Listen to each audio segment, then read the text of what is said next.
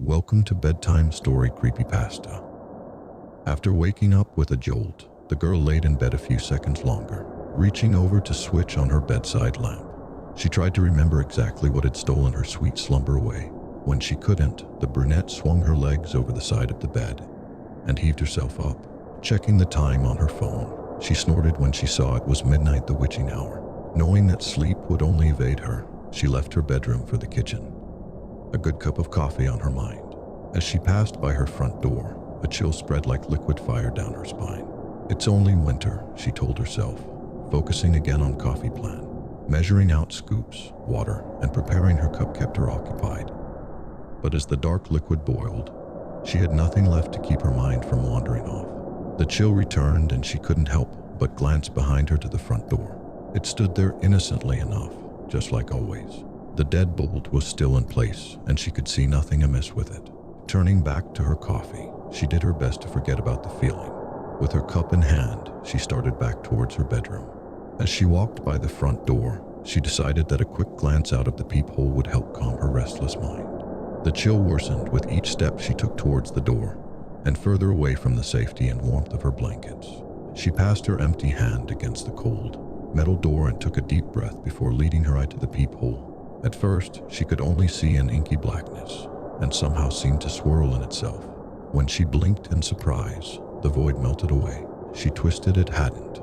In its place, there stood what she could only guess was once a man. The limbs were long and inhumanly awkward, with bulky joints branching off into several arms.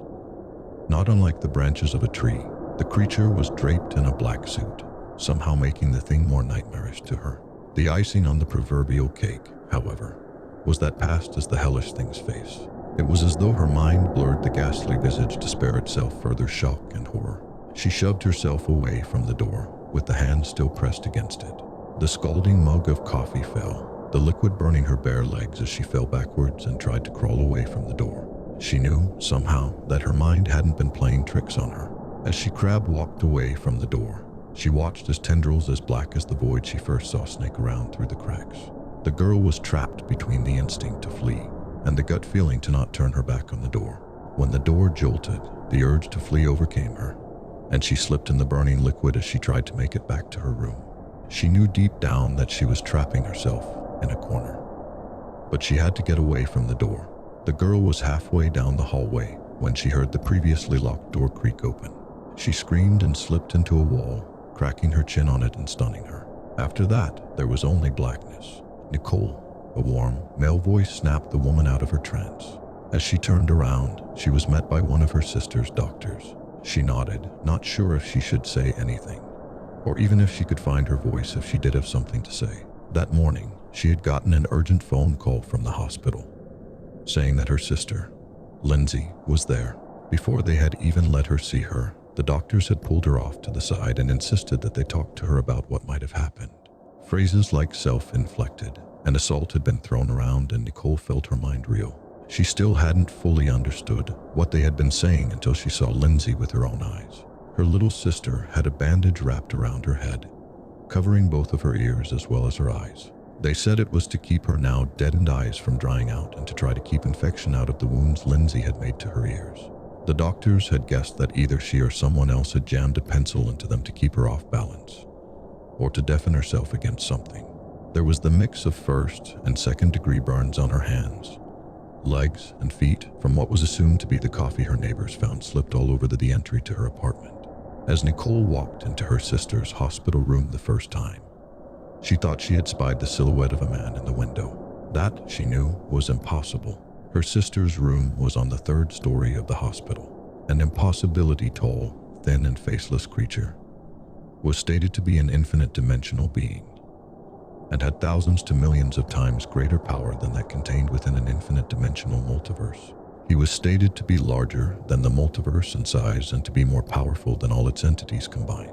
Mutated, deformed human possessed half the power of the cosmic gargantuan.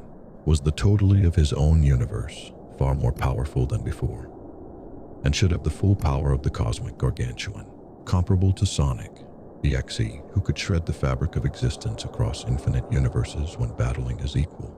Did not demonstrate any feats, though the events of the first secret admirer still happened normally, his old feats from there likely still apply. He created universes just for fun, exists in the foundation of reality, from which every event in every universe originates, and stated to be capable of doing anything in his realm. Stated as capable of destroying all multiverses. Really tall guy able to repair himself at an extreme rate. Is immune to all earthly diseases and infections. The figure regenerated damaged body tissue almost instantly. That thing regenerates from getting blown to pieces from a bomb built by Dystopian. Subscribe or I will haunt your house. If you like this video, please do comment, like and subscribe for more. Thanks for hearing. See you in the next one.